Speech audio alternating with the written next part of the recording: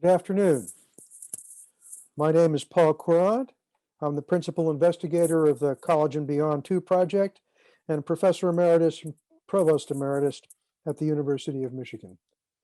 It's my pleasure to welcome you to today's seminar, Measuring Liberal Education, a report from the College and Beyond study at the University of Michigan.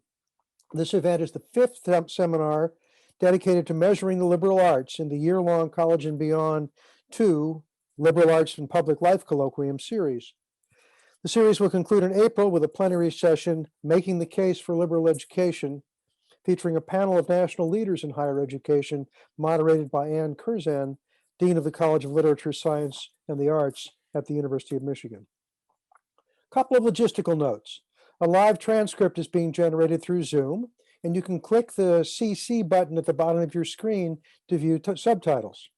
The event is being recorded and will be posted on the series website in the near future, and videos of past events are also available on the website. If you're tweeting about today's event, use our hashtag College and Beyond 2, where 2 is spelled with 2 lowercase i's. The College and Beyond Colloquium series, College and Beyond 2 Colloquium series and project are generously funded by the Andrew W. Mellon Foundation. We are grateful for the Foundation's support. I'd also like to thank our series co-sponsors at the University of Michigan, the College of Literature, Science, and the Arts, the Inter-University Consortium of Political and Social Research, the College of Engineering, the Education Policy Initiative at the Gerald R. Ford School of Public Policy, the Center for the Study of Higher and Post-Secondary Education at the School of Education, and the National Center for Institutional Diversity. Our previous seminars have focused on various aspects of measurement of the liberal arts content of undergraduate education. Today, we're pleased to have a whole seminar to tell you more about the project and to engage in discussion with you about what we have done and where we are headed. I will be joined by members of the study team, each of whom will explain some aspect of his or her work, in each case an exploration of the use of data to illuminate issues relevant to understanding mechanisms, outcomes, and trajectories of undergraduate education, emphasizing the liberal arts. Let me start by introducing our speakers and their topics. I'll pause so they can join me on screen. Allison Flaster is an assistant research scientist at the Inter-University Consortium of Political and Social Research and a research manager for the College and Beyond 2 study. Allison will offer a detailed overview of the study and will describe the kinds of data being collected and how they will allow us to measure the experience and outcomes of liberal arts education. Our next presenters will offer explorations that demonstrate how we are using these data to answer important questions about liberal arts education. Ben Kester is a senior research specialist in learning analytics in the Department of Physics. For College and Beyond 2, Ben leads the collection and organization of administrative data from partner institutions, we'll tell you about them later, and develops data-driven metrics aimed at elucidating qualities of liberal arts education from transcript data. He will discuss those metrics today.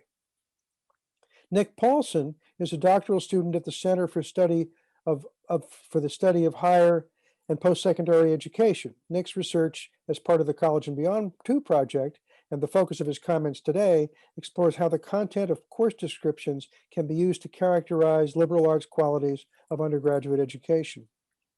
We are also fortunate to have Ann Geer and her research team here to discuss the analytics, their analysis of writing samples collected by graduates. Ann Geer is Arthur F. Thurnau Professor of English and Gertrude Buck Collegiate Professor of Education, a specialist in writing studies. She served as director of the Sweetland Center for Writing from 2008 to 2019, and she is currently chair of the Joint PhD program in English and Education. Anne is joined by Jason Godfrey, Nanapet Limlai, Andrew Mose, and Catherine Van Zanen, all doctoral students or candidates in the Joint Program in English and Education, as well as Mike Ion, a doctoral candidate in the Education Studies Department. Following our presentations, there will be ample time for discussion and questions from you. Please feel free to submit your questions as they occur to you via the Q&A tool at the bottom of your screen. We are looking forward to a lively discussion, and they will be the source material for much of that discussion. The College and Beyond 2 project is an outgrowth of a set of studies commissioned by the Mellon Foundation with the goal of examining liberal education and associated life outcomes, including health and well-being, civic engagement, cognitive and non-cognitive skills and competencies, and successful labor market outcomes. It is well established that a college education provides, on average, these benefits and more. However, we know little about the particular mechanisms that transform students' lives in this way. Our goal in this project is to produce data that will improve our understanding of how undergraduate education, notably education embodying varying degrees of liberal artsness, are associated with the outcomes of interest in adult life. Many proponents of liberal education, including me from time to time, claim that an undergraduate education that is generally broad in subject matter, but also deep in some areas, provides the basis for lifelong learning, critical thinking, personal well-being, civic engagement, the ability to write and speak persuasively, and the flexibility to adjust to unexpected changes in circumstances. This project explores whether and what data and where data can be found to support or to refute these and related claims. The basic approach taken by College and Beyond 2 involves collecting administrative data on undergraduate studies and undergraduate life, combined with survey data on student circumstances approximately a decade after graduation and after the undergraduate data were generated. The administrative data allow us to measure and explore the liberal artsness of a variety of educational experiences. The survey data will allow us to compare student circumstances, educational and otherwise, over time. Fundamentally, we are interested in producing a data set that will be broadly useful for understanding how undergraduate education and the liberal arts transform students' lives. And we hope to extend our efforts to more institutions, allowing us to learn from each other. We've begun to explore ways to use administrative and survey data separately and together. Today, we report on our first efforts at putting the pieces together, offering examples of what we can learn from the kinds of data that we have been collecting. We'll start with an overview of the data collection project from Allison Flaster, who is the research manager for College and Beyond 2. Allison, the floor is yours. Okay, thank you, Paul. Good afternoon, everyone. So I'm going to start by giving kind of a broad overview of College and Beyond 2's design and the types of data that we're collecting. And this overview is going to be at really the 10,000 foot level. So if you have questions about anything specific, you want us to go into more detail, please just write your question or your inquiry in the Zoom Q&A. We're not planning on stopping midway for questions, so don't worry, we're not ignoring you. We're just holding all questions until the end, and we'll have plenty of time to discuss things in greater detail. So as Paul mentioned, one of the main goals of College and Beyond 2 is to explore how we might use existing data to better characterize the liberality of each student's educational experience. Can we go back one slide? We've been thinking about data on the liberal arts as having two important dimensions: richness and availability. So richness refers to the detail and the nuance of the data, while availability refers to how easy it is for researchers to access the data and to use it. And we've noticed that there is somewhat of an inverse relationship between the two, so that the richer the data is, the harder it is for researchers like us to acquire it and use it at scale, the scale that people look for to basically say, yes, that data, we can generalize from that. So for example, for decades, researchers have determined whether someone received a liberal arts education by looking at the type of institution they attended. So essentially, if someone attended a liberal arts college, they got a liberal arts education. They attended a research university or a regional college, they did not. And indicators like this are pretty much the go-to for measuring liberal arts, whether someone had a liberal arts experience, because organizational typologies such as Carnegie classification, they're widely available. However, these binary indicators of whether an experience is liberal arts or not miss a lot of the variation that occurs in the educational experience within colleges and within majors, meaning that they're not very rich. So through this project, we're extending the types of data that can be used to measure the liberality of students' education by the research community. We're collecting student records, course materials, and individuals' accounts of their experiences, as you see here on the slide. And these data sources are richer in detail than existing available data, such as institution types or major, and which we hope will allow researchers to more accurately characterize the nature of individual students' experiences. Next slide, please. So student records are really serving as the main source of data for this project. Colleges and universities already collect extensive data about their students for institutional research purposes. That includes admissions data, term data, transcript data, and course metadata. But usually data like this is only available to institutional analysts and researchers, which results in a lot of single institution studies. And occasionally samples of student record data are made available through national studies, such as those offered by NCES or BLS. But these samples are relatively small and they're really snapshots of maybe one or two cohorts. So College and Beyond 2 will be different in the scope and the scale of the student record data we collect, which we'll talk about more in a minute. So here on the screen, you are seeing a hypothetical example of a student transcript. This is a student transcript record like what will be available in the College and Beyond 2 data. And in a few minutes, Ben will go into more detail about how he uses data like this to produce summary measures of the liberality of students' education. But for now, if you just kind of quickly scan this transcript entry, you'll start to get a sense of the nature of this hypothetical student's undergraduate education. You can look at the subjects he or she took, how hard he or she applied herself to learning them. And this is just an example of where we're starting from with the data. Next slide, please.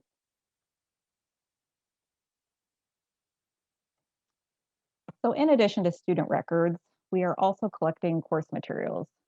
We're currently collecting course descriptions from the University of Michigan to provide context and nuance to the course titles and department numbers we see in transcripts.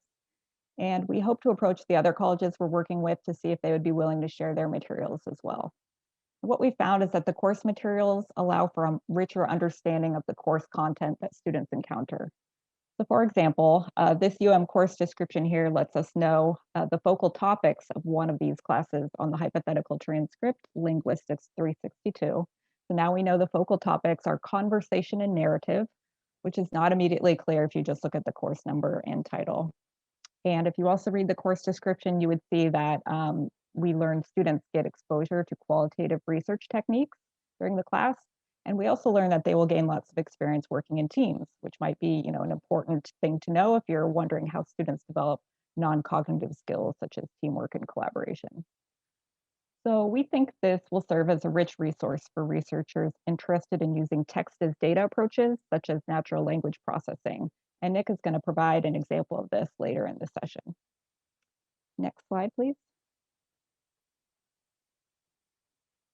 So in order to share student record data with the research community, we've established partnerships with 7 four-year institutions: City University of New York, Indiana University Bloomington, Georgia College and State University, University of California, Irvine, University of Houston, Truman State in Missouri, and the University of Michigan.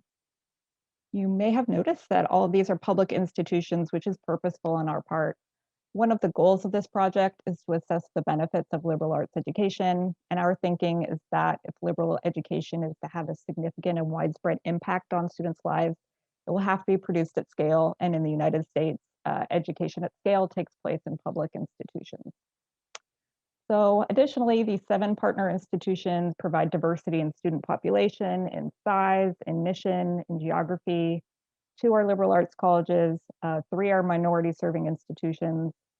All have provided us student record data on all enrolled undergraduates dating from 2020 back to about the year 2000, depending on the college. We are not collecting this data to benchmark institutions against one another. That's not the purpose of the study. So the institutions themselves will be masked in the data when it is disseminated. And you'll see this in Ben's presentation in a minute when he discusses trends at various institutions. However, researchers will be able to look at the variation in the liberal arts experience both within and between colleges and over decades, thereby greatly expanding our understanding of what the liberal arts experience entails, who has access to it, and how it's changed over time. So pretty excited about that. Next slide, please. And finally, we're also collecting individuals' accounts of their educational experiences and their current circumstances through a survey of partner colleges' 2010 college graduates. And this survey is currently in the field. Call this the Alumni Survey, and it provides the richest data in the study. But given the high costs of collecting it, unfortunately, we can't collect it for all members of the study population. We decided to survey the 2010 academic year graduates because they've been out of college for about 10 years now, meaning they're starting families, really settling into their careers. And we thought this would provide a great window into the potential long-term outcomes of an undergraduate education. Next slide. The survey asks about outcomes that the liberal arts has hypothesized to affect, such as civic and political engagement, non-cognitive skills, all really hot topics right now, very important. We also asked respondents to reflect on their most important college experiences with an open-ended question. And later in this session, the GEAR team will share how they're using free text responses to a question like this that we asked in an earlier pilot with graduates to get insight into what people perceive to be impactful about their college experience. And if you're interested in learning more about what we're measuring in the survey, which is much more than what you see on this slide, please download the full survey instrument. It's available on the College and Beyond 2 website right now. So please check that out if you're curious. Next slide. So for the rest of the seminar, we're going to share 3 projects that members of the College and Beyond 2 team are currently working on. We think these projects are useful demonstrations of how College and Beyond 2's data can be used to answer broad questions about the liberal arts in particular and undergraduate education in general. So first, Ben Kester is going to share how he's using transcript data to create measures that quantify the breadth of courses students take during their undergraduate careers. I'll turn this session over to him now. Thanks, Allison. Before going into a discussion about breadth, I wanted to introduce you to, can we go to the next slide, please? Thanks. Yep, there we go. I wanted to introduce you to the administrative data we're gathering to make measures of things like breadth. So when we talk about administrative data, we mean data about students that universities routinely collect for their internal use, for reporting purposes and for recording and storing of transcripts. As you can see here, we've constructed a data model that organizes this into admission and exit data, term snapshots, and then transcript level data. So for each of those categories, I've listed in the slide here a few columns that we've settled on collecting from each of our partner institutions. And when I say settled on, I just mean that the final list of columns we've collected is based in part on a discovery and feedback process. So in a nutshell, we talk to each institution to find out what they have available, how complete that data is, and how this compares with what other institutions have available. Next slide. So far, following that data model, CB2 has collected data from 7 institutions for 2.4 million students and about 55 million course enrollments between the years of 2000 and 2019. The data on disk so far is in the process of being cleaned and regularized, and then we'll curate it to include it in a CB2 database hosted by the ICPSR. In this plot, we see that for 7 institutions, the number of new student records collected each year since 2000. Note that the vertical axis here is on a logarithmic scale, and that the size of the institutions ranges from roughly a couple thousand new students entering each year into institutions B and D on up to nearly 80,000 in institution A. So it's been a large undertaking that's really only been possible because of the patience and generosity of our colleagues at our partner institutions. So thanks a lot to all of you. Now, what do we do to turn all this into something that captures the liberal arts? Next slide. So before actually undertaking the full project, we collected a bunch of ideas from a range of sources to come up with a long list of potential metrics built only on this administrative data. The idea was that each metric would capture something important about education at the student level, and also place a student in the context of their peers. So down the road, a student might even use these metrics in their own decision-making. And likewise, faculty and administrators and researchers too could use these as another lens into an individual's experience and even as a basic description of the variation in experience among all students in a major or in a college, etc. So the process is still evolving. I've listed a few examples here that we developed on Michigan data and published in the LAC conference proceedings in 2017. So you'll see that some of these are directly related to notions of a liberal arts education, and I've indicated those in bold font there. Some we continue to develop, especially the breadth and depth measures. In fact, what we'll do now is to turn to one of these, the breadth measure, in a little more detail. So next slide. So depth and breadth are among the most well-known concepts that are connected to a liberal arts education. It comes up all the time, and Harry Brighouse explains this in more detail in a white paper that I've linked below on the Mellon website. He says, we've discerned at least 3 distinct ways of characterizing a liberal arts education. 1 appeals to the kind of institution, 2 appeals to the design of the course study, and 3 appeals to the educational aims and objectives of the course study. So considering PL2, he goes on to comment on breadth, and you can see the quote here, describing a basic distribution of courses that many of us are probably familiar with. Presumably a student that meets something like these requirements has a sufficiently broad education. But the fact is we know way more about how they actually met these requirements from transcript data. Just how broad was a student's education, and how do students meet breadth differently over time and in different majors and colleges and universities. So what we've done here for breadth is operationalize breadth using Simpson's index, which I've included here. It's this formula. Briefly, for each student, we calculate the number of different subjects taken over their education and the proportion of their studies that were in each of those subjects. And I won't decompose this any further here. I've left some of the details in the slide, but basically Simpson's index rolls these proportions into a single number. So a higher value indicates greater diversity of subjects and greater breadth. So now we can take this and take a look at some preliminary examples of how we can study the variation in breadth. Next slide, please.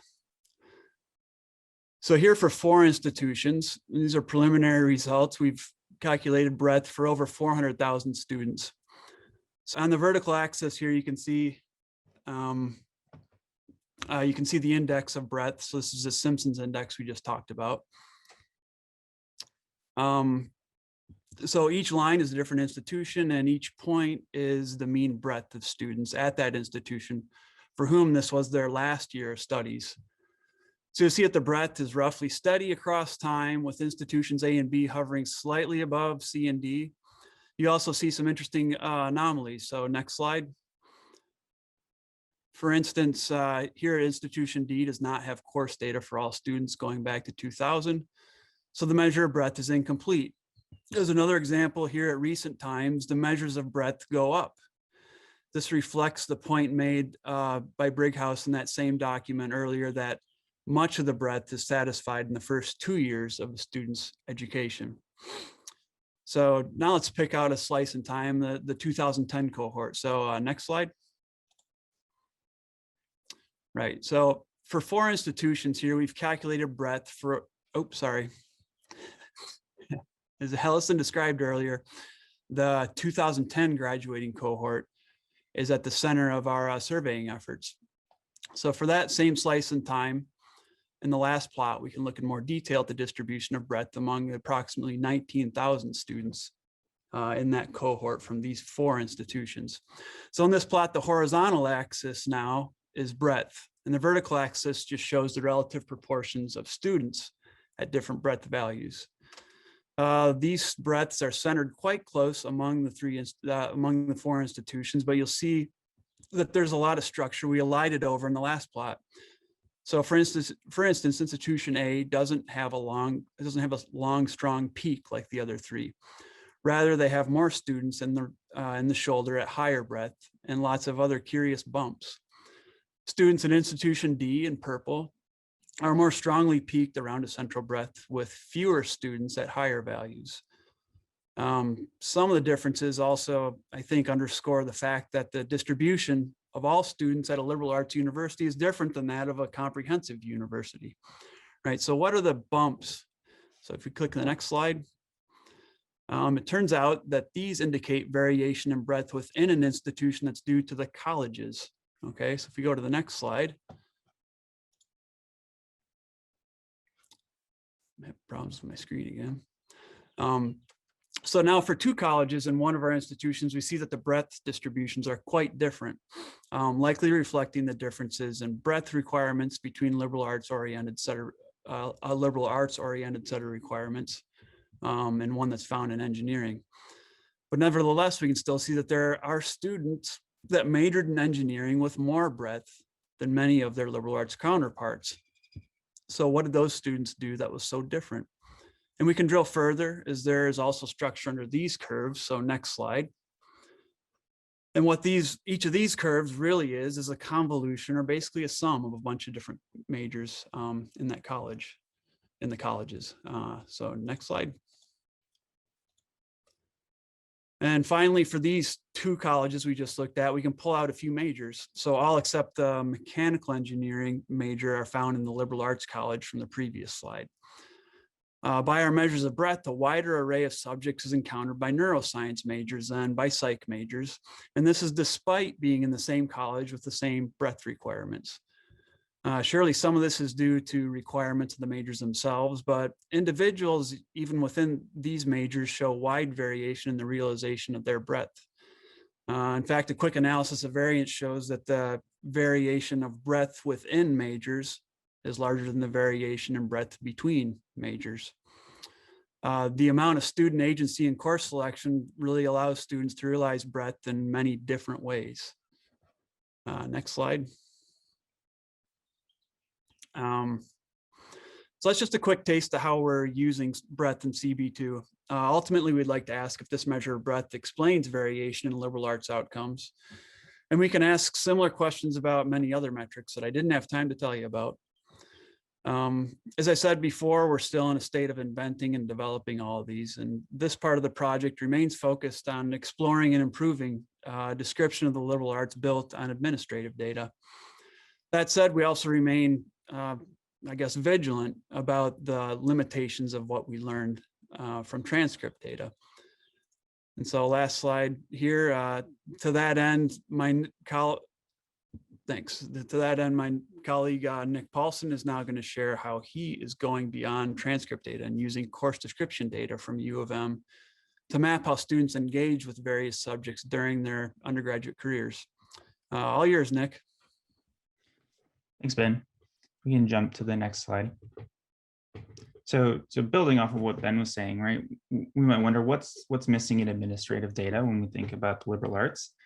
And one of the things that we're going to run up against is that courses with similar content, but different subjects or departments are marked as completely distinct, like Ben said. So if we're thinking about depth, for example, we want to probably consider pairs of math and statistics courses contributions differently from pairs of math and French courses.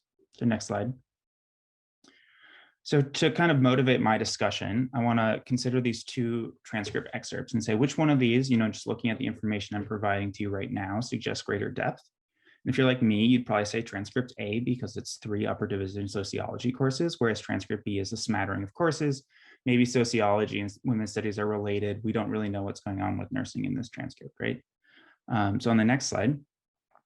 Now, if I give you just a little bit of the text, not even all of the text that you might use to describe these courses, probably your intuition is going to switch. Now, transcript A looks like 3 upper division sociology courses without a coherent thread connecting them, whereas transcript B, we can start to tell a story about a student interested in women's health and sexuality. Next slide. So the idea is that rather than using catalog numbers and subject codes, we might use the text of a course. And you can look at the text of these 2 courses that I was talking about and see how they start talking about similar things. They're talking about sexuality and society and construction. And maybe that's a better way of measuring the similarity of 2 courses and the contribution of those courses to depth. Next slide. So to fix that intuition, we can think about it this way, right? What we want to get depth and breadth is the similarity of 2 courses, but that's really hard to measure. It's unobserved, and it's definitely unobserved for our survey population in 2010. Next slide. But we might think that course descriptions and course content have a really strong relationship. We might say that course descriptions are generated by course content, And we can observe a course description. We can observe the similarity of that course description. And we might say, we can use the similarity of two courses as a noisy proxy measure for the similarity of what a student experiences in those courses. Next slide. So again, going back to this example, if we look at a transcript and we see sociology 345 and women's studies 446, rather than using the subject code and the catalog number, we would use the text, and we would replace the courses in the transcript with the text. Next slide. And then we can calculate that similarity using natural language processing. I'm not going to talk exactly about what I did in the natural language processing right now, but if people are interested, we can talk about that in the Q&A. So next slide. So this is a really busy plot, but this is what I did. I took the course descriptions from one of our partner institutions, and each point is a course now, and 2 points are going to be near each other if they are linguistically similar. Next slide. So this point here is Calculus 1, and the points around this are courses that have really similar language to Calculus 1. Next slide. Here's Honors Calculus 1, right? It's close to Calculus 1. That's encouraging because it suggests that this measure is capturing something of that intuitive notion of similarity. Next slide. So here's all of math, and we can see that math is really linguistically distinct. We would probably think conceptually distinct from a lot of other courses. It clusters in one space. There are some math courses, however, that are showing up in other spots. And that's going to be a course like mathematical ecology or mathematics of finance, where there's a mathematical dimension to it, but there's also another dimension. And that means that it can show up with other courses, right? Next slide. So here's statistics, close to math, but conceptually a little different. So in a slightly different space. And now I'm just going to fill in some of these broader divisions so we can see what this looks like globally. So next slide. Here's the natural sciences. In the next slide, I'll have engineering, the social sciences, and the humanities. So looking at this globally, we can start to see maybe a hard to soft dimension, right? Moving from left to right. We have math and statistics, engineering and the natural sciences, the social sciences and the humanities. But it does start to make us wonder, why is a humanities course in a spot that's in math, right? Next slide. Like, what are these humanities courses that are distinctively with math in that math cluster? Next slide. Well, these are philosophy logic courses, titles like mathematical logic, where yes, it's a philosophy course. Yes, it might be marked as a humanities course, but the content of that course and the student's experience in that course is also a mathematics course. And we want to be able to capture that when we think about depth and breadth, that this a math student taking this philosophy course is getting a very different experience than a math student who takes a course in Greek philosophy, for example. Next slide. So can this approach help us make sense of that original motivating question about transcript A and transcript B? On the next slide, here's transcript A. The red points are those 3 courses. And you can see that they're really diffuse because the course descriptions are talking about very different things. Next slide. Whereas here's transcript B, and it's much closer clustered together. So we might think this intuitive notion of linguistic similarity is captured the idea that this transcript B is a little bit deeper. Next slide. So that's a way of thinking about one institution's curriculum globally, but we might also wonder, how do we apply this to a single student? So what if we took just the courses a single student enrolled in? Next slide. So now I've just taken out the courses that one student enrolled in. The points in the courses are still in the same locations as before, but it's just those that show up on one student's transcript. So what can we see here? On the next slide, we can see that this is a statistics major. This is a student who took some math, some statistics, and ended up majoring here. There's an engineering course, there's a mathematical logic course as well. Next slide. This is another cluster, and this is a student who double majored. So we can also see their sociology major. Next slide. This course in the middle here is sociological research methods. It has a statistical component, it has a sociological component, and we can see that it's in between those 2 clusters. But there are other clusters that emerge that aren't about majors. Next slide. This right here is 3 courses in 3 different departments, all about extreme weather and natural disasters. And you can see that the student found this interest and kind of transcended disciplinary boundaries in that way. Next slide. So that's a way of looking at a student's transcript, and we can look at a single student and get a pretty picture, but ultimately we want to create some numeric measures that we can include in measures in models. So one idea of creating a depth score might be that students who enroll in a lot of courses that are conceptually similar or linguistically similar, they're experiencing depth in that topic. So maybe we could take all of the pairs of courses a student enrolls in and compare how similar they are. We look at the course description of Calculus 1 and the course description of Calculus 2 and say, if that's really similar, we'll put an edge between those two courses or give you a point. And if it's not, we won't. And if we divide the number of present edges, the number of really similar courses, by the number of pairs of courses, we're going to get a value between 0 and 1. So for example, with 5 courses, there are 10 possible edges. On the left here, we might say this is 5 math courses. Each course is really similar to each other linguistically, so we would have 10 edges. There's 10 possible edges here. In the middle, we might say maybe the top set is 3 math courses and the bottom is foreign languages. So we only get 4 out of 10 edges. That's a score of 0.4. And on the right would be a disparate set of courses that don't really connect to anything. Next slide. So here again is that same student's transcript. And what I've done on the next slide, pulled out the course description of sociological research methods, right? Next slide. Pulled out the course description of introduction to sociological theory.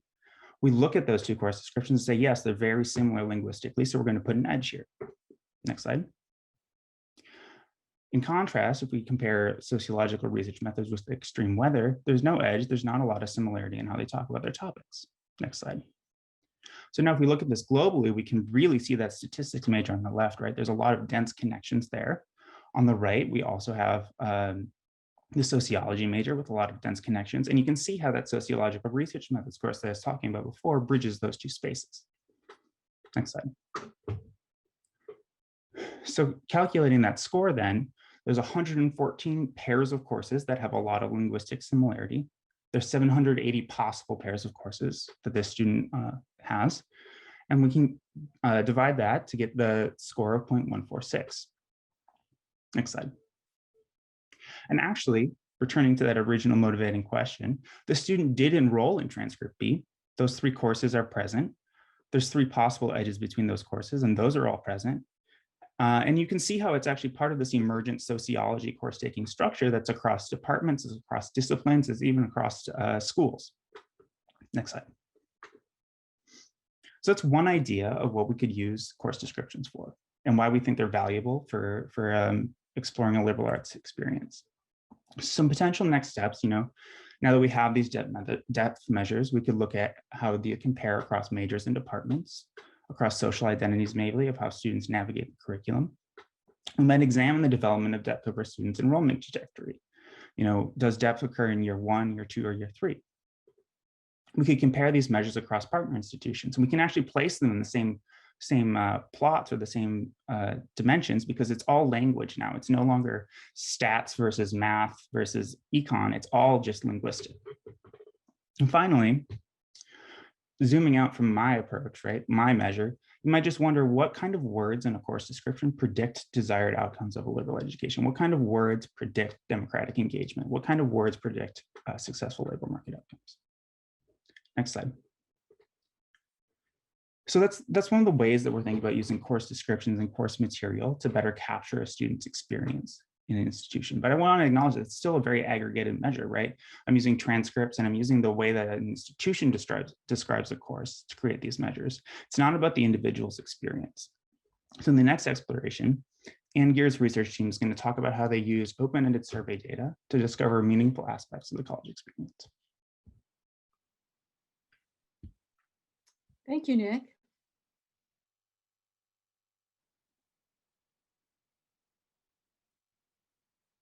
Those of you who attended the February 26th presentation of the CB2 Colloquium may remember that the discussion focused on multiple forms of data, including interviews. Our presentation today builds on that session by showing what we can learn from college graduates writing about memories of their liberal arts education, as well as how they see that education is shaping their lives today. Specifically, we demonstrate how written responses can enrich the data from closed response survey items.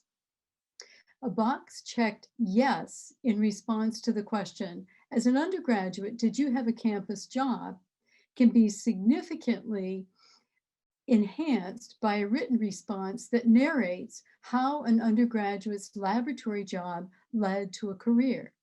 What we would like to do today is share some of what we've learned about measuring liberal arts education through the writing of undergraduates. Next slide, please. So our first task was to create a space to allow participants to write their experiences in their own words. We knew that prompt wording and placement were important factors for attaining adequate responses without compromising the rest of the survey. To construct and validate such a prompt, we conducted 2 rounds of cognitive interviews and narrowed down prompt wording to 2 separate prompts. To test possible wordings and placements in the context of the whole survey, we did A/B testing on a pilot survey with 867 University of Michigan alumni. Results from the A/B testing strongly favored placing the essay in the middle and using a shorter prompt. The middle placement had substantially higher response rate and had a higher percentage of responses with more than 100 words. The short prompt similarly outperformed the long prompt in the same criteria. Next slide, please. After this testing, we arrived at the following prompt. Please take a few minutes to reflect on your undergraduate experience. In what ways did it prepare you for your life today in both personal and professional terms?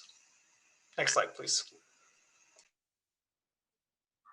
By asking respondents to write about what they remembered from their college days, as well as the connection between that and their current lives, we cast a wide net. Our research question was similarly broad. We need the next slide. Oops, no, we need to go back one, sorry. Our research question was similarly broad because we wanted our analysis to be as inclusive as possible, both conceptually and quantitatively. The closed entry items in the survey cover many different topics, and we wanted to be sure to highlight the wide variety of themes that emerged in the writings so that we could look at multiple relationships between the qualitative data of writing and the quantitative data on closed entry survey items. Next slide, please. We began coding the writing with several rounds of open coding in which 2 team members identified and defined prominent themes relevant to writing in our corpus. The results of this initial process became formalized through the creation of a codebook. The themes in this codebook were then checked against our corpus by different team members.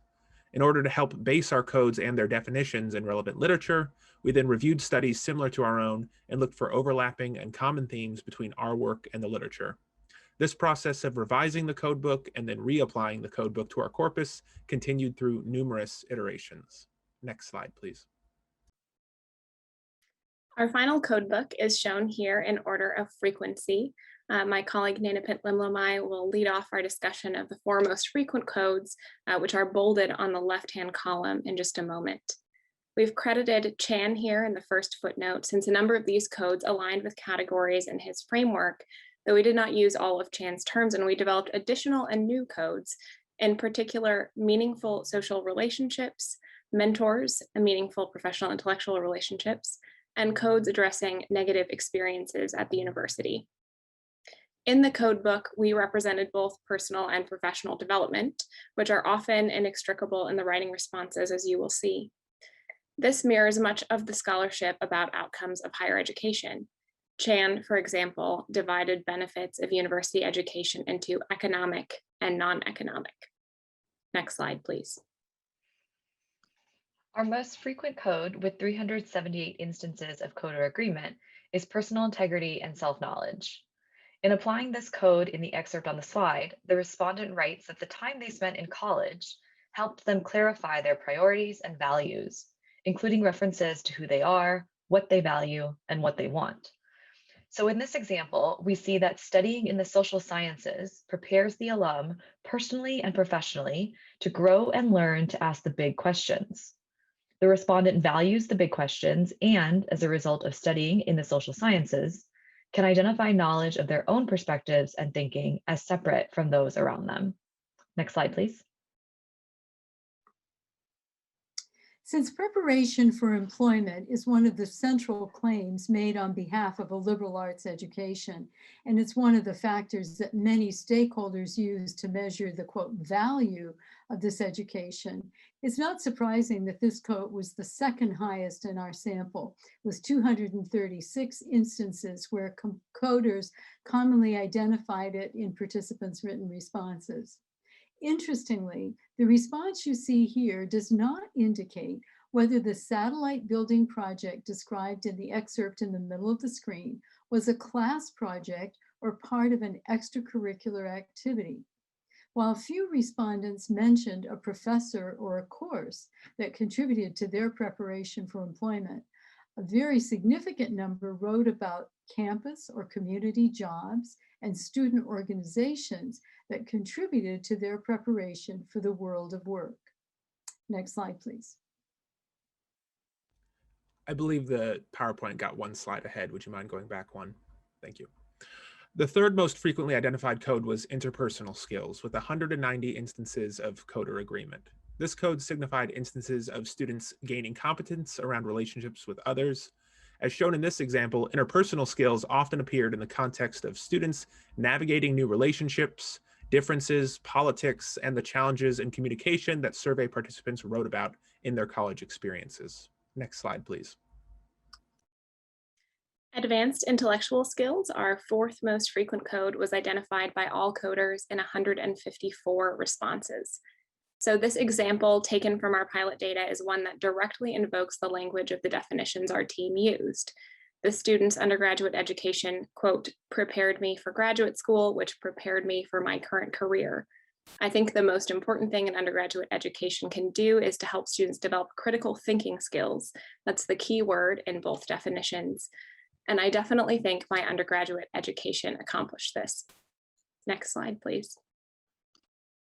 Our work with analyzing the essay responses made us ponder whether we might be able to find relationships between how respondents answered the close-ended survey questions and how they responded to the essay prompt as coded by our team. To do this work, we used confirmatory factor analysis to test whether the data fit a hypothesized measurement model. In this example, we show the model structure and fit indices of one of our constructs we are calling interpersonal skills, formed by the respondents' answers to the 3 questions in the right-hand table. Next slide, please. In the upcoming months, we'll be working with the College and Beyond team to analyze data from more than 3,000 respondents from the 7 institutions we identified earlier. We aim to blend together quantitative and qualitative techniques by using structural equation modeling to identify relationships between how respondents answered survey items and how they responded to the essay via our coding process outlined previously.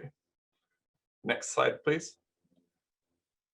As you can see, our method of combining the qualitative analysis of writing with quantitative statistical analysis is a promising way to measure liberal arts education. Written responses are especially good at illustrating the variation in students' experiences. Next slide, back to Paul. Or Actually, I think I'm going to jump in here and wrap things up. So thanks, Anne and Anne's team. As we wrap up the seminar, we basically wanted to just summarize a couple of takeaways about the College and Beyond 2 data that we thought are pretty important to note. So the first is that it contains lots of data, and this data can be used to create measures of the undergraduate experience. This data ranges in richness and can be used with a variety of methodological approaches. So we've talked about some qualitative and quantitative today. And here we've provided some rough estimates on this slide of the number of records we expect to have for each type of data when we're done collecting it all. Again, pretty rough estimates. We're still in the process of kind of compiling everything and gathering it all together. We just know that it's going to be a lot. We know we have more than 1 million individual transcript records. So for now, we're just saying this is big data for those of you who are interested in working with big data. Second, we'd also like to highlight that we know we've barely scratched the surface of this data's potential to answer important questions about the undergraduate experience. For example, because the administrative data spans 7 institutions in 2 decades, it will be possible to answer questions about how the courses taken by particular student populations has been changing over time. And because it contains complete administrative data on all enrolled students in all courses offered, it will be possible to answer questions about how peers shape the learning environment and outcomes on a much broader scale than we've been able to date. Next slide, please. And the third takeaway we want to highlight is that we're collecting this data with the support of the Mellon Foundation as a resource to be used by the education research community. So once we're done collecting the data and it's de-identified, the data will be handed to ICPSR, where they're going to curate it, document it, and disseminate it. And we anticipate that the data will be ready for wide use by the research community in about summer 2022.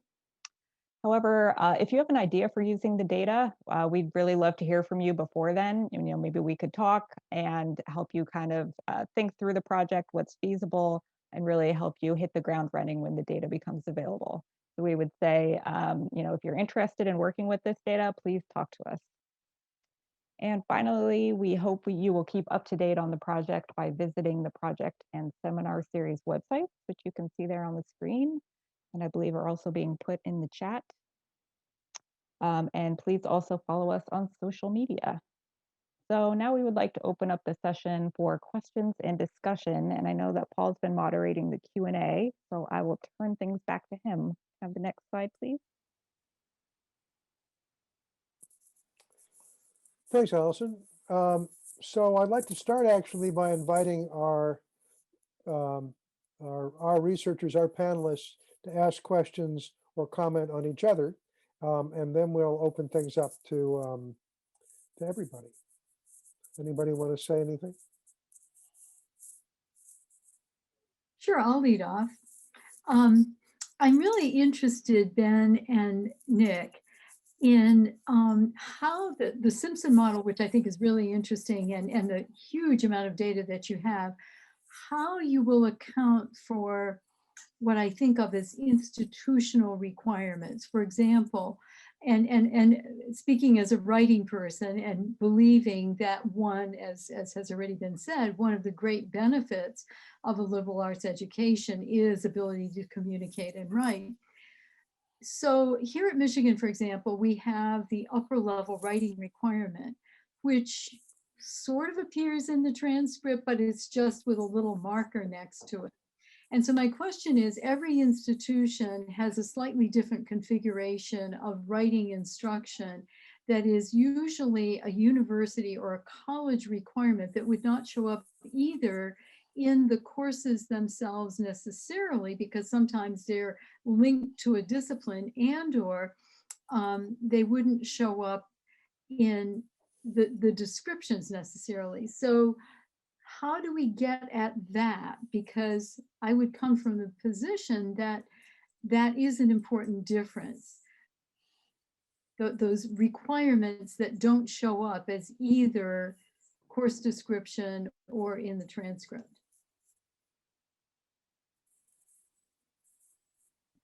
I think that's a really important point in what we want to measure. And expanding beyond a course description, if we collect course catalogs from all these institutions in that historical time, we do have those kinds of measures, right? At the University of Michigan, there is data about what is the core requirements at the School of Liberal Arts and which courses satisfy those in each year.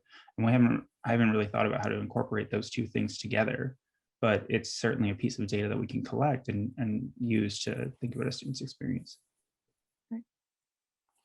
I want to add one more piece to that, actually, which is when you talk to people in higher ed, university professors, provosts, parents, lots of people, what's a liberal education?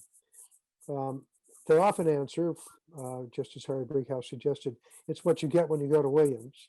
Okay, that's fine, but not very interesting. But the things that stick out over and over again as really being essential ingredients are writing, and then you get right from there to teaching writing. So do we know how to teach people how to write well? If we can get some hints of that in this project, that would really be quite valuable. And I kind of want to ask Anne and her team, do we think from the kind of prompt we have here and 3,000 answers, and then digging into the kind of information you've just been talking about what different schools do, can we get anywhere on that?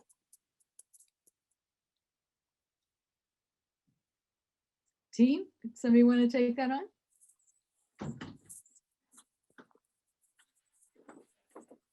I can start. Paul, it's funny that you asked that question because we did do a set of analyses by asking ourselves exactly that question. Could we look at their this writing response, usually it's about 100, 150 words, if that's a max, could we tell their writing skill? And we went back and forth between, should we even be asking that question? You know, they're in this setting, they don't realize that that's what we're looking at their writing sample for. They're writing it very quickly. Oftentimes they're kind of just like, oh, this is another survey question, I'm going to respond to it. So it was a question we went back and forth with, and I'll pass it over to my other teammates to kind of, they can briefly say what are some of the things we found in analyzing it in that way.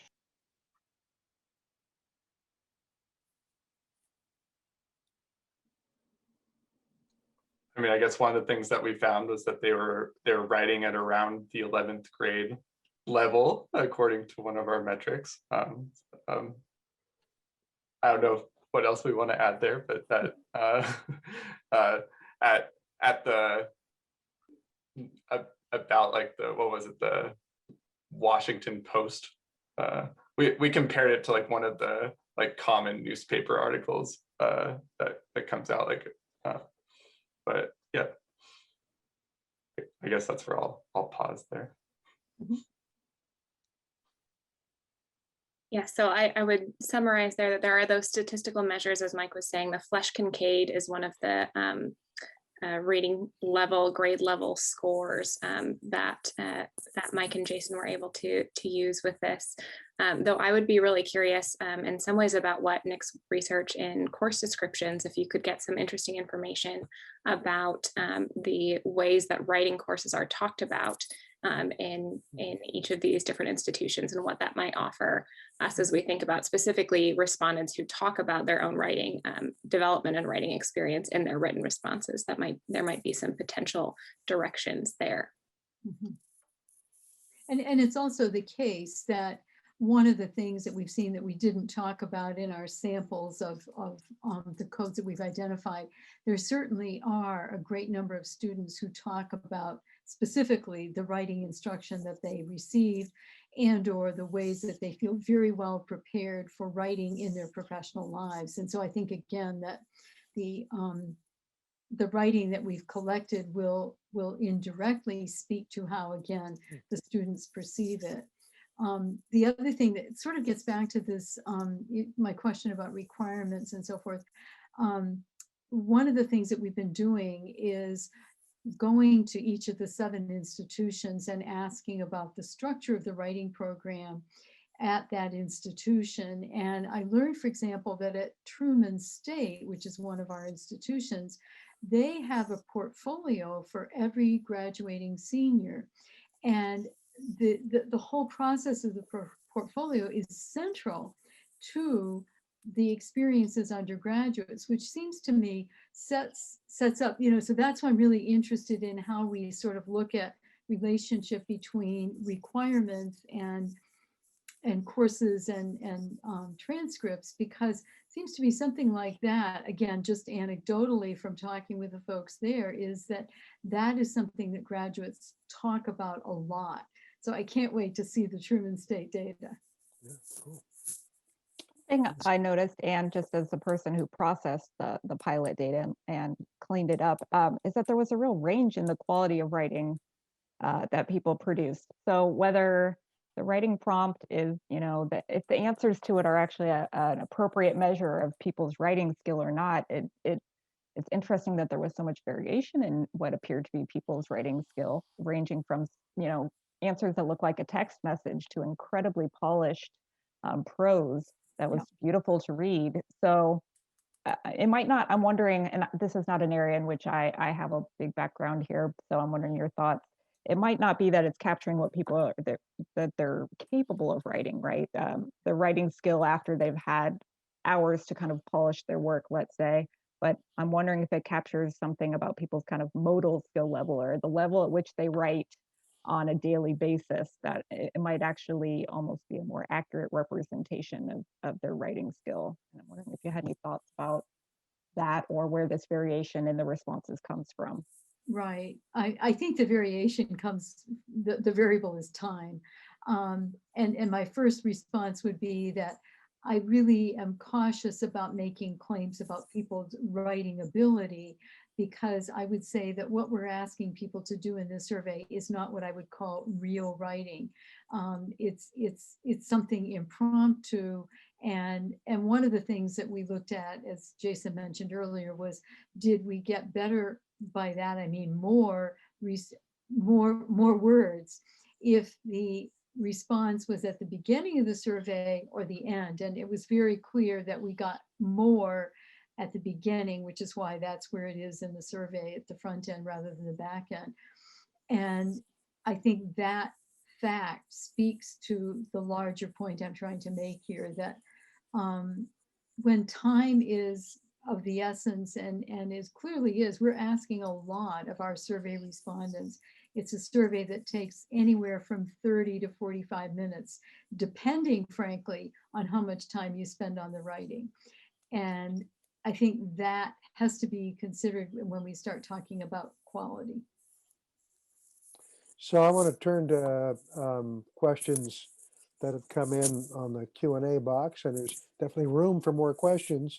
We have an anonymous attendee who says, in sharing the transcript example, grade data was characterized as suggesting how hard a student applied themselves in the course. Is that how the study is using or interpreting grade data? What is grade data being used to show, if anything? As a longtime grade skeptic, I'm going to turn that one over to Ben. I became a skeptic in the course of this, I think.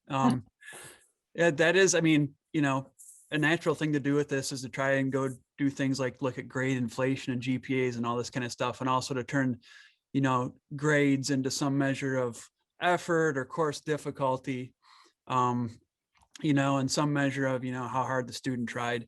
And the fact is that there's so many differences in grading practices even within institutions, within departments, right? So there's mastery grading, there's grading on a curve, there's the I'm in introductory chemistry, and it's a weeder course, and they want to, you know, they want to select out their majors however they do it. So that was one of the things we started with way back in the day, was trying to correct, you know, computer corrected GPA and a corrected course mean to understand how hard or how difficult the course was, or how much effort people were putting into a course.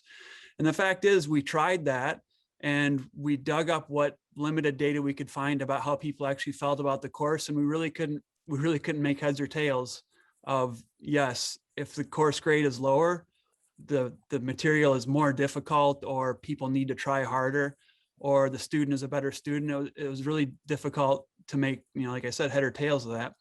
But you do see interesting things looking at grades, you know. So, you know, one of the, you know, I'll say at Michigan, for instance, over time, even before this project started, is you can see that grades generally drift up over time, right? Is that grade inflation? Is it that the students are better than they in 2019 than they were in 2014? I mean, you can build into your model ways to correct for that, but, you know, it's using it in this study, I guess I haven't so far found it to be very fruitful. For understanding things like effort and difficulty. That's kind of my 2 cents. Yeah. So to the answer to the anonymous attendee is, we also understand that this question is harder than it might appear, and I think that just straight up use of grades without quite a bit of effort trying to figure out what else might be going on is likely to get us into at least confusion, if not trouble. Tim McKay, who's one of our co-PIs, asks, breadth is measured here as diversity of course subjects. How sensitive are these measures to the details of department structure at multiple institutions? If one campus splits biology into ecology and evolutionary biology and molecular biology, will that mean that the student experience looks broader? Yeah, I don't know if that relates to the next question as well, but in the way that it's operationalized here, yes, it will look broader. So if the more subjects you split their experience into, the greater the diversity will be. You know, and to James Schulman's question right after that, about, you know, that's in effect creating course metadata. So, let's lump all the science courses together and all the humanities and social science courses together. And we take that into Simpson's index, for instance, we do get different measures of breadth. So it does shuffle departments around a little bit, right? So that neuroscience student that James pointed to, those students, that distribution shifts down to less broad, right? But it's also the case that, if you're a philosophy student with a lot more choice to take lots of different courses, a lot of students still do end up taking a lot of philosophy courses. And so still is reflecting, something about breadth there, but we can add metadata. Another direction we've gone is looking at SIP codes.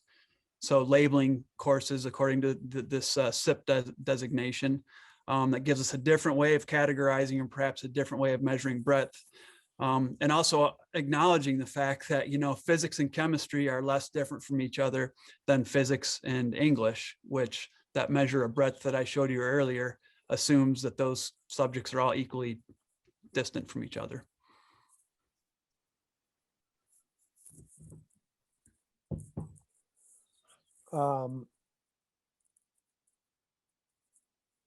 We had another question from Tim, directed at Nick. Nick, your course similarity measure is based on linguistic similarity. Another measure of course connection is co-enrollment of students. Have you thought about comparing the two? Yes, I think that is another really interesting way to think about two courses. If the two courses have a lot of similar students, or they show up in similar spots in a transcript, that might tell us that it's a similar kind of course and we can get a different kind of content.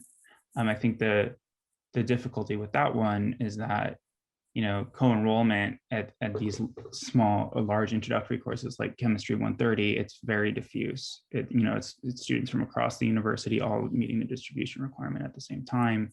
And you have to decide, what does that tell us about the course? Does that tell us that it's a course without a lot of conceptual content? Does it tell us that it's an introductory course? Does it tell us that it's a science course? How do we figure out what those courses where the structural dynamics of the university are making co-enrollments happen, rather than maybe what the course is about?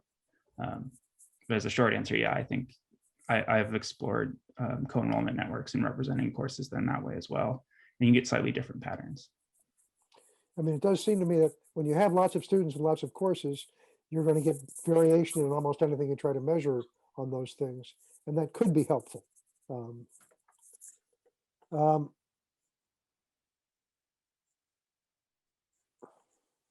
Oops, I just lost. So here we have a question from Deborah Meislish. It's also interesting to think about what is meant when we talk about excellent communication skills. As academics, we often prioritize formal academic writing, but skill at communication via social media or a variety of modalities, oral communication, graphical communication, are important and valuable skills too. How broadly will the study examine communication skills?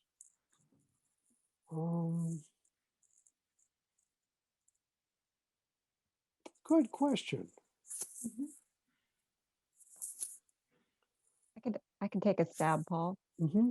I think particular skills was something that we really struggled with, measuring outcomes of liberal arts education in the long term. Originally, the plan was to administer a set of assessments so that we could really start to get a stronger sense of all types of skills, quantitative skills, numeracy, et cetera.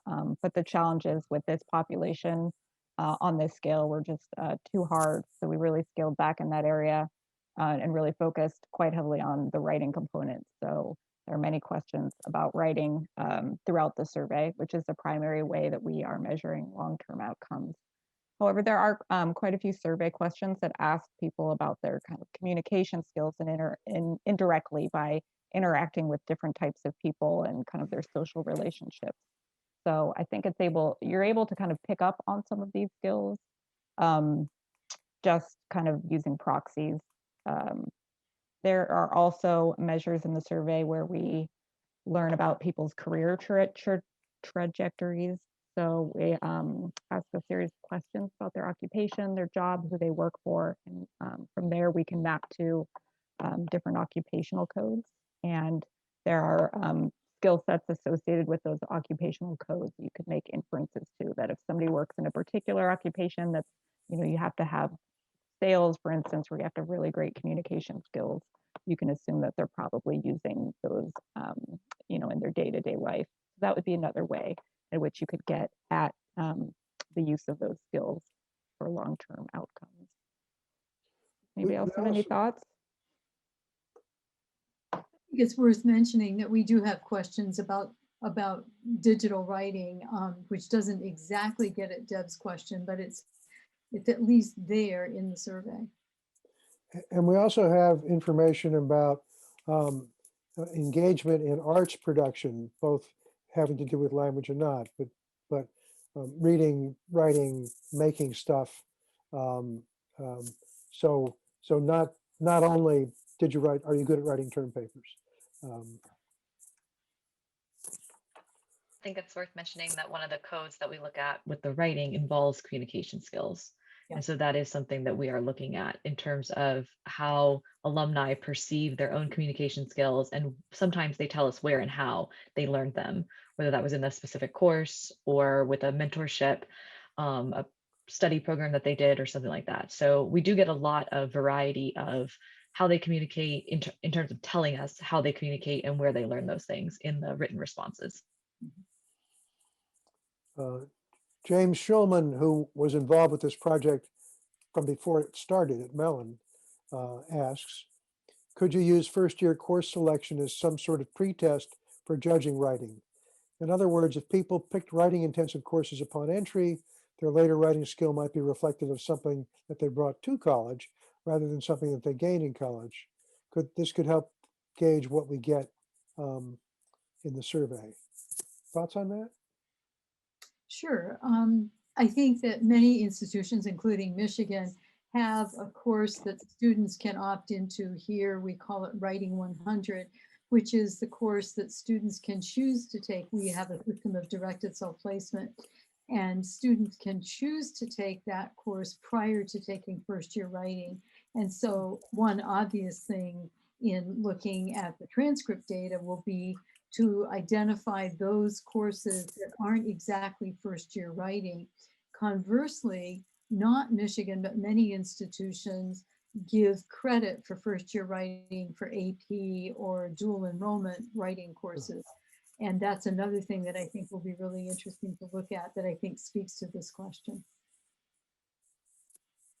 Doug Shapiro, who's on our advisory committee, asks, did you notice variation in the length or style of course descriptions between institutions or between schools within an institution? If, for example, one school's descriptions tend to be longer and more detailed versus another's that are typically short and terse, would that affect the way the metric performs? What do you think, Nick? Yeah, there's definitely differences in schools and within schools and between schools about, some course descriptions will include advisory prerequisites or information about what book is required. And there's some cleaning that has to go into that of taking out words that you don't think have the kind of meaning, that aren't contributing the kind of meaning that you want to this measure of depth. The length of the course won't matter in the way that I've calculated. I take like the average meaning of all the words that show up in a course description. So that should at least deal with the length. But if you have a chunk that's about the content and then you have a chunk that's about advisory prerequisites, the advisory prerequisite part is probably not really part of what we want to consider for depth. And we have to take that out before we can calculate the measure.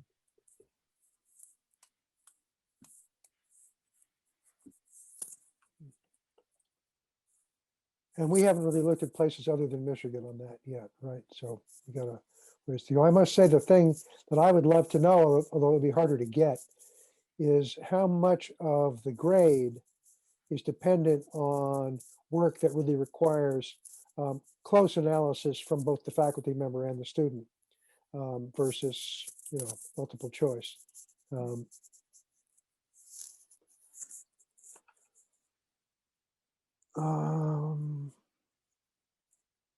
What else have I got here?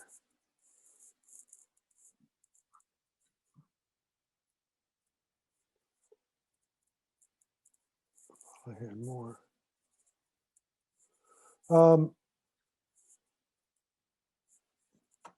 Again, James Shulman notes, one potential caveat on the depth measure, content versus method.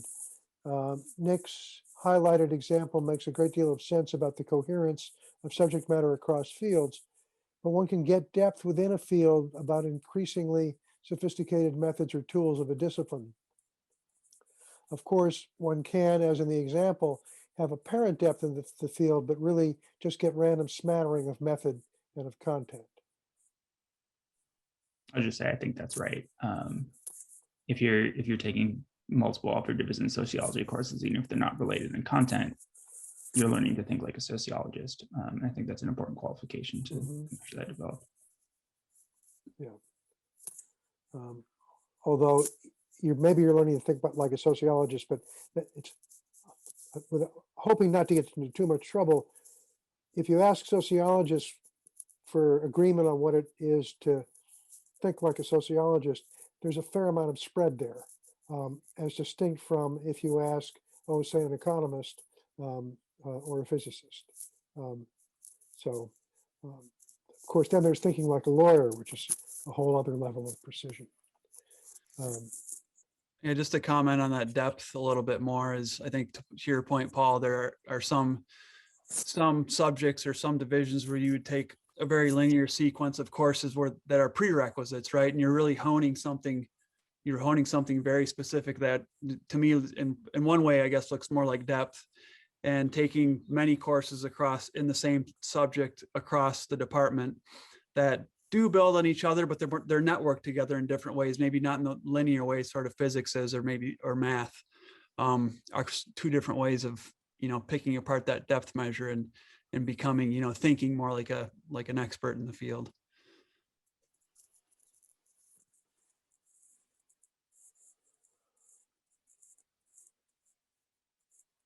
Well, we have a nice friendly comment from Deb Meisler, so I'm going to read it because it's nice. This isn't a question, but a comment. Just to say how impressive the project is overall and in the range of data and data analysis being used. Exciting to think about all the questions that can be explored. Kudos to all. We'll accept the kudos, but we actually wouldn't mind if you come back to us with things you'd like to study using these data. I think there are going to be some opportunities for us brokering that, supporting it. There's an awful lot left that is absolutely not chiseled in stone about how this project will proceed. One question that keeps coming up, and it gets asked here by the first anonymous attendee, what is liberality of education? So what do we mean when we say we talk about the liberal arts? Everyone in this panel has now spent some time on that. You want to share? One of the things that I'm really interested in is how different it's going to look, and because we're talking about students who began somewhere between 2004 and 2006 in order to have graduated in 2010. And one of the trends in liberal arts education that I've noticed here at Michigan, which I think is a national trend, is that students are increasingly not so interested in thinking like the sociologist and becoming like the sociologist. They are majoring in multiple things. They're taking one major, 2 or 3 minors, often for very pragmatic reasons, but this whole issue of how students are conceiving of the value of liberal arts education, I think may be in transition. And so it'll be really interesting to go back and look at data now 20 years old to see how that is moving, because my view is that, so this is a long way of saying, I think that the way people think about a liberal arts education is not a fixed thing, that it keeps moving and changing. And my evidence is that students increasingly are not just majoring in something, but calculatedly putting together interesting combinations of majors and minors. Yeah, I guess so. I think that's exactly right. And faculty used to use the word discipline more, I think, than we now. So the idea of the liberal arts education was that you mastered a discipline and then you did all of this breadth. Mastery of a discipline is much less. I mean, there's majoring, but people have double majors and all sorts of other complexities. And the how, to what extent is a college education supposed to be basically prep for graduate school in the field?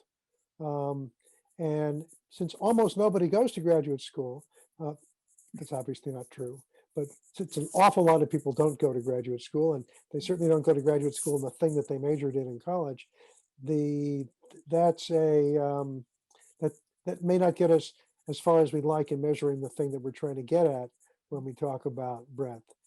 I do personally feel that as important as, when we talk about depth, we're vague.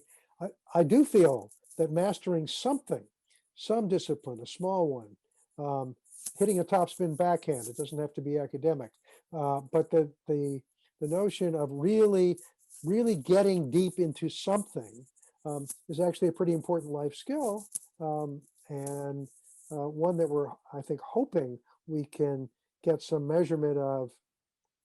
To the extent that we can do it with the administrative data, the advantage is that there are lots of data like that out there. So that's what we're trying.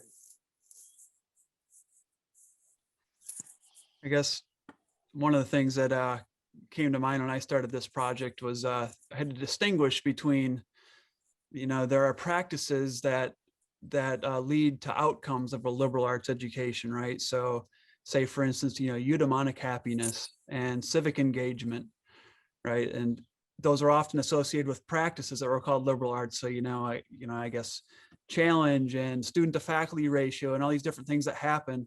And those often were not coupled to the courses, right? And Right. There's another conversation going on about the courses that were breadth and depth in a liberal arts education.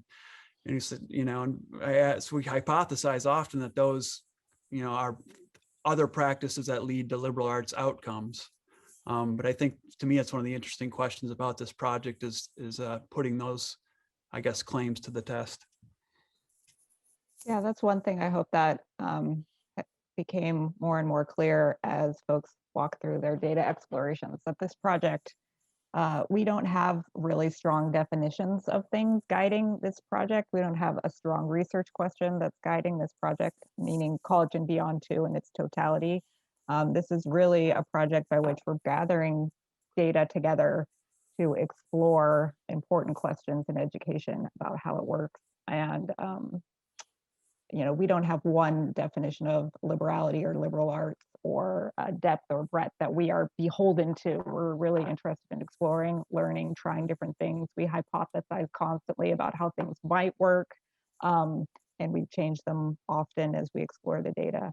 So I hope that others, will also kind of take that approach and see the data as an opportunity to really question held assumptions about how higher education and liberal arts education work, and really think through these things with us, because we're having a pretty good time. We're also, in part here, testing the proposition that you can use broadly available administrative data, of which there are more and more all the time, in conjunction with well calibrated measures of outcomes, especially quality of life outcomes, but other outcomes as well. Can this linkage between what people did as undergraduates 10 years ago and what we can learn from them with a good survey instrument, does that make progress? If it does, then there's a lot of work that can be done that doesn't have infinite cost. And that's something it would be very interesting to find out about.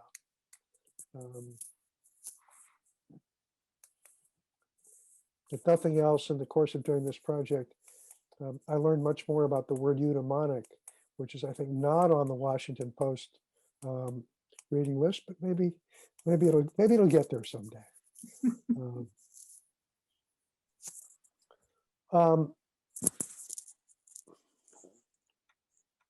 Yeah, so we get a question from Kevin Fosnack. have you looked at how breadth and depth influenced outcomes yet?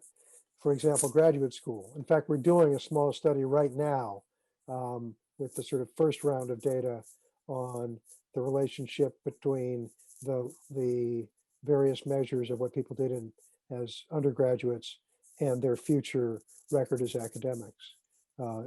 Future record in academic study, and for that matter, professional. Yeah, Kevin, that's a really good question. That's something we're trying to frame right now, and we've been talking about and thinking through the situations and the disciplines in which depth and breadth might have countervailing influences on your likelihood of going to graduate school. So we could think that there are some fields in which taking a breadth of courses and really pursuing a liberal arts education in which you sample from different things and learn how to think critically, right, and develop that skill, but you're not developing this really deep, specific disciplinary knowledge where you learn to think like a, X, that might be a liability. And so we've been talking about that, and it's kind of an interesting intellectual exercise, but we look forward to looking at those associations and seeing how they actually work in practice. I also, to that point, we have all these, we keep developing different measures of breadth and depth. And I think, from the statistician, you want to have like a very refined set of breadth measures or depth measures instead of feeling like you're throwing everything at the wall to see what sticks, right? Into p-hack or whatever. So it does, in that conversation, one of the things we're wrestling with is defining those things, I think, more precisely. So we are, we're about out of time. I want to thank everybody who tuned in, and I want to thank everybody who on our group who was part of the discussion.